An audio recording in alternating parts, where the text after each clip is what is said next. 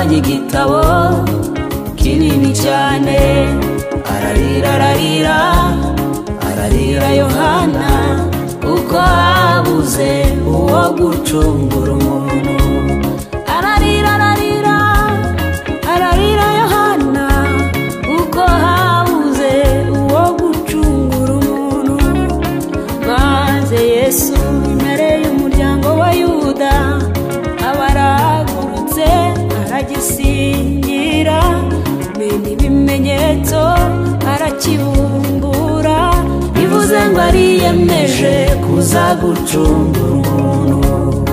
Maze Yesu intare y'umuryango wa Yuda abaragurutse aragisingira, menya ibimenyetso arakibumbura, bivuze ngo ariyemeje kuza gucungura umuntu.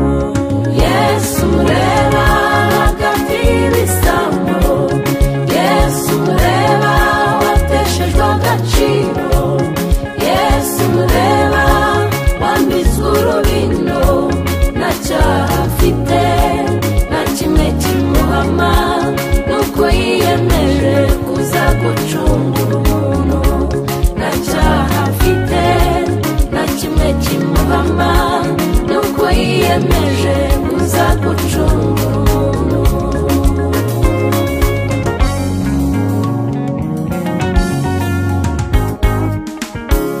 Buryo witurwa ineza uwo yayigiriye, abagira Imana abo yagaburiye bakarya bagahaga, abo yahumuye uwo mwanya bakareba, abo yakijije ubumuga maze bakagenda, ibo babaye abambere bati nabambwe nabambwe. Iyo kwa Pilato ati tubamburire Baraba kiriya gisambo, utubambire uriya wiyita umwami.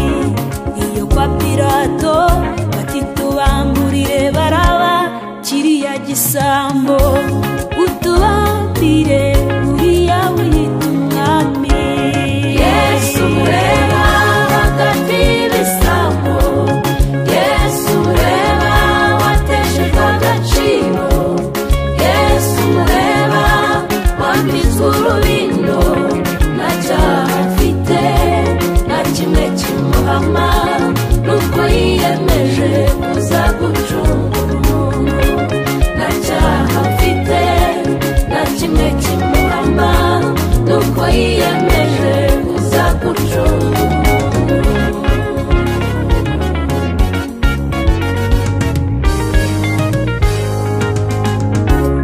Abo yaje gukiza ntabwo bamumenye, abo yaje gutabara ntabwo bamwemeye. Saa cyenda umwami baratanze, isi n'umushyitsi, abarimo ako kanya barabohorwa, baratangara bati uriya tubambye si umuntu nk'abandi, uriya tubambye ni umwami w'isi n'ijuru, uriya tubambye si umuntu nk'abandi, uriya tubambye ni umwami w'isi n'ijuru. Yesu mureba hagati y'ibisambo, Yesu mureba wateshejwe agaciro, yambitswe urubindo, Yesu mureba wambitswe urubindo, nta cyaha afite nta kimwe kimuhama, nuko yiyemeje kuza kuducungura.